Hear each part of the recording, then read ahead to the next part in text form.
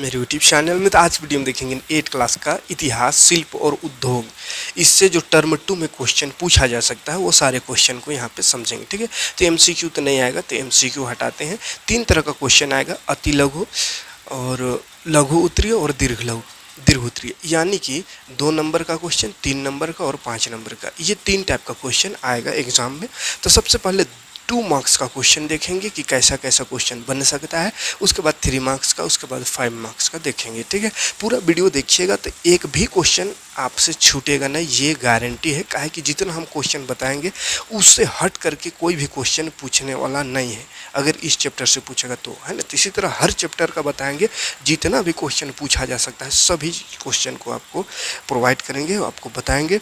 तो सभी वीडियो को ज़रूर देखिएगा। चैनल में नए हो तो सब्सक्राइब कर लीजिएगा, बेल का आइकन को प्रेस करके नोटिफिकेशन को ऑन कर लीजिएगा, ताकि कोई भी वीडियो आपसे मिस ना हो।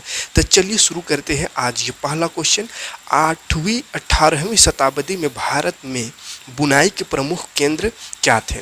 तो 18वीं शताब्दी में बताना है कि भारत में बुनाई का जो केंद्र था वो क्या था, है ना। कौन कौन सा केंद्र था और क्या था। ओके, तो इसका आंसर हो जाएगा पूर्वी बंगाल, यानी अब बांग्लादेश जो है, स्थित ढाका जो है 18वीं सदी में सबसे महत्वपूर्ण कपड़ा उत्पादन केंद्र था। 18वीं शताब्दी में सबसे महत्वपूर्ण कपड़ा उत्पादन केंद्र ढाका, जो कि अभी बांग्लादेश चला गया। ये शहर अपने मलमल और जामदानी बुनाई के लिए दूर दूर तक प्रसिद्ध था। किसके लिए? मलमल और जामदानी बुनाई के लिए। भारत के दक्षिण भाग में मद्रास से उत्तरी आंध्र प्रदेश तक फैले कोरोमंडल तट के साथ साथ और भी सूती कपड़ा बुनाई केंद्र स्थित थे। पश्चिमी तट पर मुख्य बुनाई केंद्र गुजरात में स्थित था, ठीक है। तो ये इसका आंसर हो जाएगा। सेकंड क्वेश्चन है, यूरोप में किस तरह के कपड़ों की भारी मांग थी। तो यूरोप में भारतीय कपड़ों, विशेषकर सूती कपड़ों जो बुनकरों द्वारा निर्मित होता था, की भारी मांग थी। इन वस्त्रों में सूती वस्त्र, मसलिन, कैलिको, छींट आदि प्रमुख थी। उसके बाद कह सकता है जामदानी क्या है। तो ये जामदानी क्या है? जामदानी एक तरह का बारीक मलमल होता है जिस पर करघे में सजावटी चिन्ह बुने जाते हैं और जिसका रंग प्रायः स्लेटी और सफ़ेद होता है। बुनाई में सूती और सोने के धागों का प्रयोग किया जाता है। अगला प्रश्न है, बंडाना क्या है, ये पूछ सकता है। तो बंडाना याद रखना है, हिंदी में बांधना शब्द से निकला है। बंडाना बांधना शब्द से निकला है। यह गले या सिर पर गले या सिर पर पहनने वाली चटक रंग के झापेदार गुल्लूबंद के लिए इस्तेमाल होता था। बंडाना एक प्रकार का डिजाइन होता था, ठीक है, गला या सर में बांधने के लिए होता था, पहनने के लिए। अगरिया कौन होते थे? अगरिया तो मध्य भारत का एक समुदाय जो लौह प्रगालय यानी लोहा गलाने के काम में माहिर होते थे तथा लोहा से विभिन्न प्रकार की वस्तुएं निर्मित करते थे। ऐसे ही समुदाय को अगरिया कहा जाता था ना। तो जो लोहा और लोहे को चीज़ों को लोहे को गला करके लोहे का अलग अलग सामान, जैसे अभी लोहार जिसको बोलते हैं, ठीक है, तो लोहार को वहाँ पे अगरिया कहा गया है। अगरिया। ब्रिटेन को दुनिया का कारखाना क्यों कहा गया? तो 1850 के दशक में ब्रिटेन में लोहा एवं इस्पात उद्योग पनपने के कारण एक औद्योगिक राष्ट्र बन गया, जिससे ब्रिटेन को दुनिया का कारखाना कहा जाने लगा। पटोला बुनाई क्या है? तो इसका आंसर हो जाएगा पटोला बुनाई कपड़ों पर बनाई गई जानवरों अन्य चीज़ों की आकृति है जो सूरत, अहमदाबाद और पाटन आदि स्थानों में प्रचलित थी। स्पेनिंग जेनी क्या है और इसका आविष्कार किसने किया? ये बड़ा इंपॉर्टेंट क्वेश्चन है, ये क्वेश्चन पूछ सकता है। आंसर होगा स्पेनिंग जेनी एक ऐसी सूती काटने वाली मशीन थी जिसमें एक कामगार एक साथ कई तकलियों पर काम करता था। इसका आविष्कार 1764 में जॉन ने किया। बुनकर कौन थे? तो बुनाई का काम करने वाले कारीगर समुदाय को बुनकर कहते थे। बंगाल के तांती, उत्तर भारत के जुलाहे यानी जुल्हा जिसको कहते हैं या मोमिन कहते हैं, दक्षिण भारत के साले व कैकोलार तथा देवांग समुदाय बुनकरी के लिए प्रसिद्ध थे, जो पीढ़ी दर पीढ़ी इस हुनर को आगे बढ़ाते थे। तो हम भी आते हैं मोमिन में, बुनकर में, लेकिन अब ख़त्म हो गया इधर।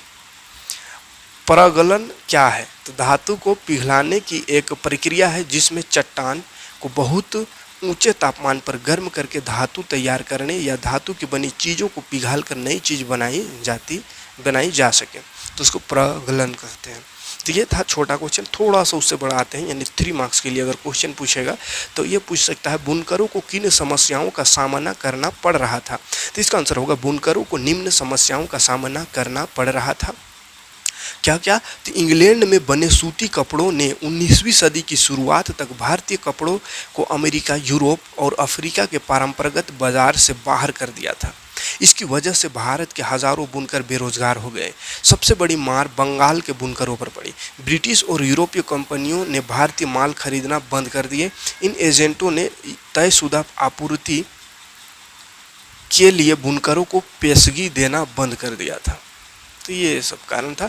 ब्रिटेन में सूती कपड़ा उद्योग के विकास से भारतीय कपड़ा उद्योग के उत्पादन पर क्या प्रभाव पड़ा। तो इसका अगर पीडीएफ चाहिए तो पीडीएफ टेलीग्राम में मिल जाएगा बाबू, ठीक है। टेलीग्राम में पीडीएफ दे देंगे, तो टेलीग्राम में जुड़ जाइएगा, डिस्क्रिप्शन में लिंक दिया हुआ रहेगा। तो इसका आंसर क्या है, क्वेश्चन क्या है, ब्रिटेन में सूती कपड़ा उद्योग के विकास से भारतीय कपड़ा उद्योग के उत्पादन पर क्या प्रभाव पड़ा। तो इसका आंसर हो जाएगा ब्रिटेन में सूती कपड़ा उद्योग के विकास से भारतीय कपड़ा उद्योग के उत्पादन पर प्रभाव। पहला प्रभाव, अब भारतीय कपड़े का यूरोप और अमेरिका के बाजारों में ब्रिटिश उद्योगों में बने कपड़ों का मुकाबला करना पड़ा। भारत द्वारा उत्पादित कपड़ों की बिक्री पर सीमा शुल्क निर्धारित किया गया, मतलब टैक्स लगा दिया गया। विदेशी बाजार से भारतीय कपड़ों की बिक्री पर पाबंदी के कारण हजारों बुनकर बेकार हो गए। भारतीय बाजार में ब्रिटेन में बनी सूती कपड़े की भरमार हो गई, क्योंकि ब्रिटेन में निर्मित वस्त्र बहुत ही सस्ते थे। अगला प्रश्न है तीसरा, उर्ज स्टील बेहतर क्यों माना जाता था। तो टीपू सुल्तान की तलवार की धार इतनी सख्त और पैनी थी कि दुश्मन के लौह कवच को भी आसानी से चीर सकती थी। इस तलवार में यह विशेषता कार्बन की अधिक मात्रा वाली उर्ज नामक स्टील के कारण पैदा हुई थी, जो पूरे दक्षिण भारत में बनाया जाता था। इसकी यह बनावट लोहे में गड़े कार्बन के बेहद सूक्ष्म कणों से पैदा होती थी। इन्हीं विशेषताओं के कारण उर्ज स्टील बेहतर माना जाता था, ठीक है।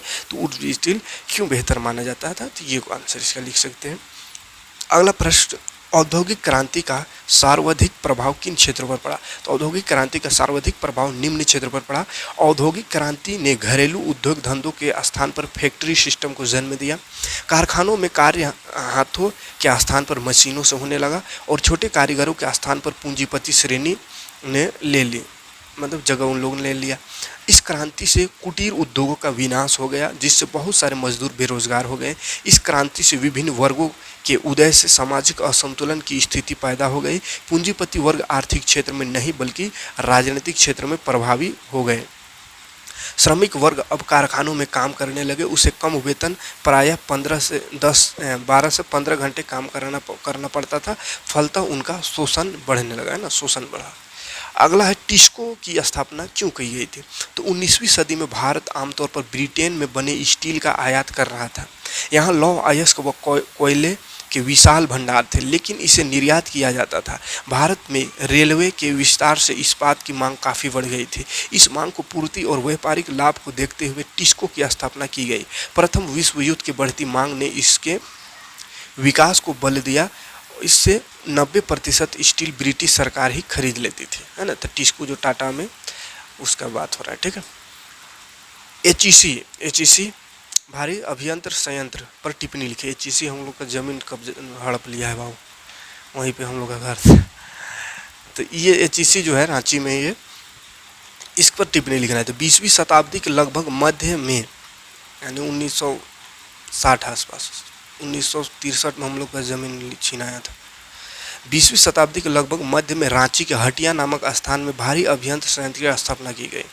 वर्तमान में यह झारखंड राज्य में स्थित है। इसकी स्थापना 1958 में, है ना, 58 में हुई। उसके बाद धीरे धीरे उधर का जमीन सबको लिया गया, ना, 60-70 तक पूरा जमीन खाली करवाया गया था।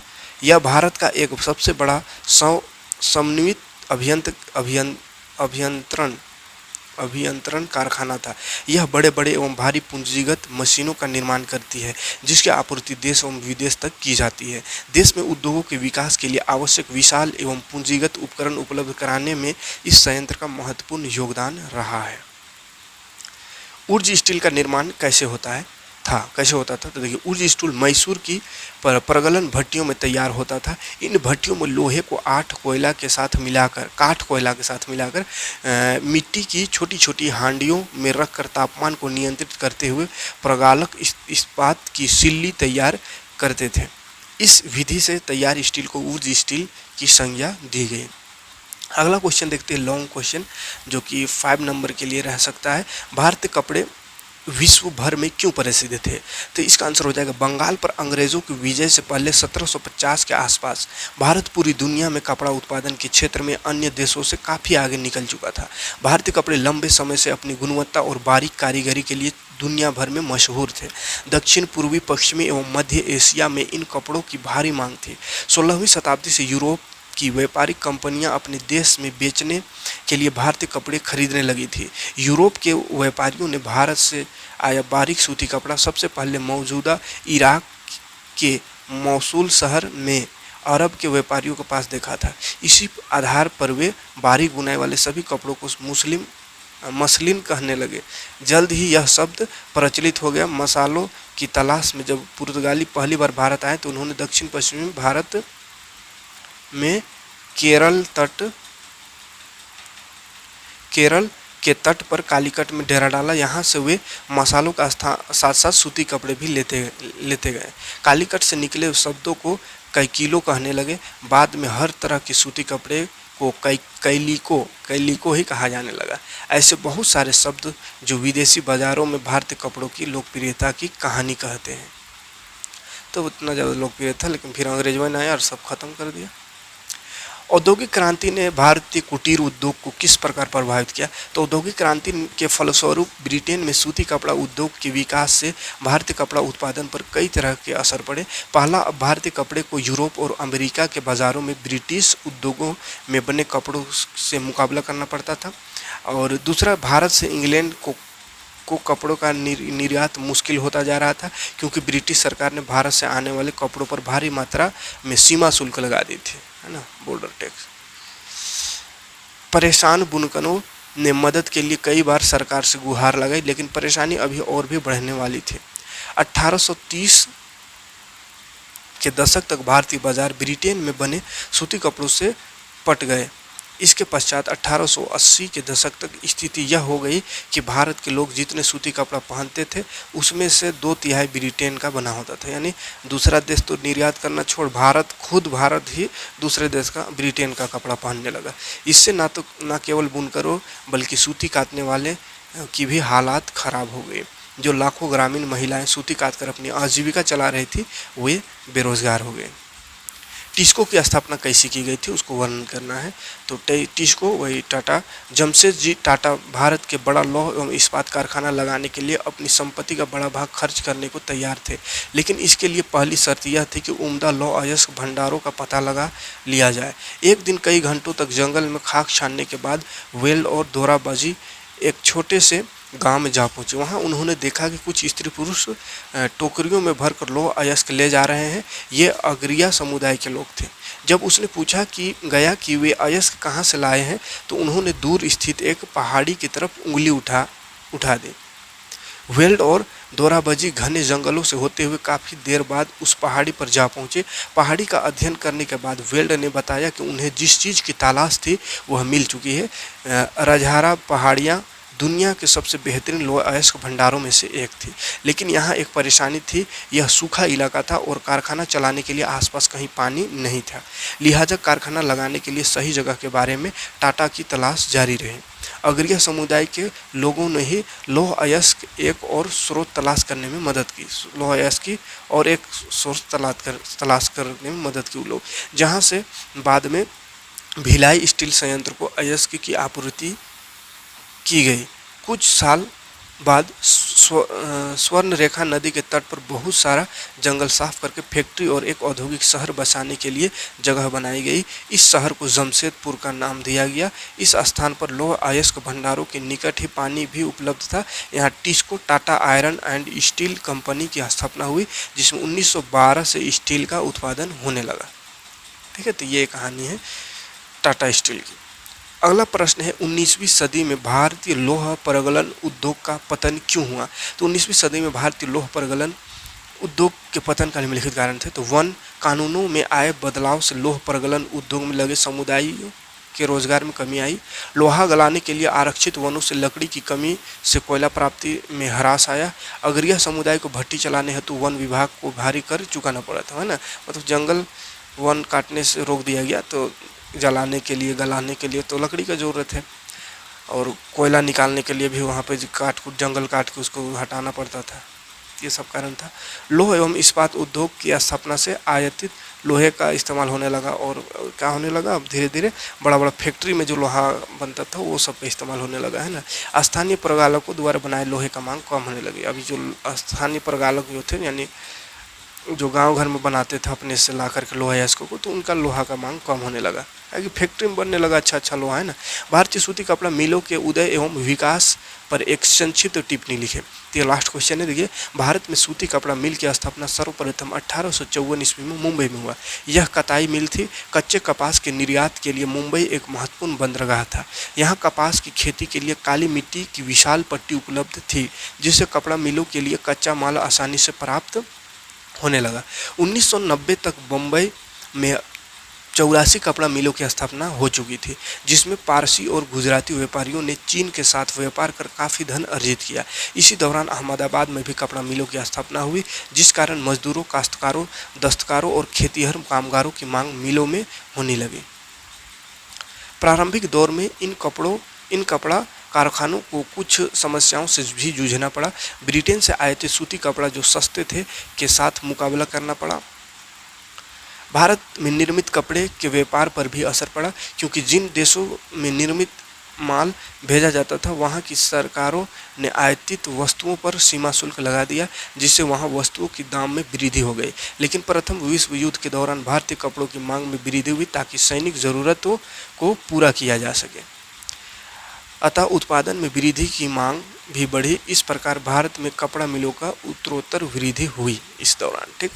तो ये सब क्वेश्चन को थोड़ा ध्यान से एक दो बार और सुन लीजिएगा, देख लीजिएगा, पढ़ लीजिएगा, ताकि क्या है कि कोई भी क्वेश्चन यहाँ से आए तो आप उसको बेहतरीन तरीके से लिख सकते हैं, ठीक है।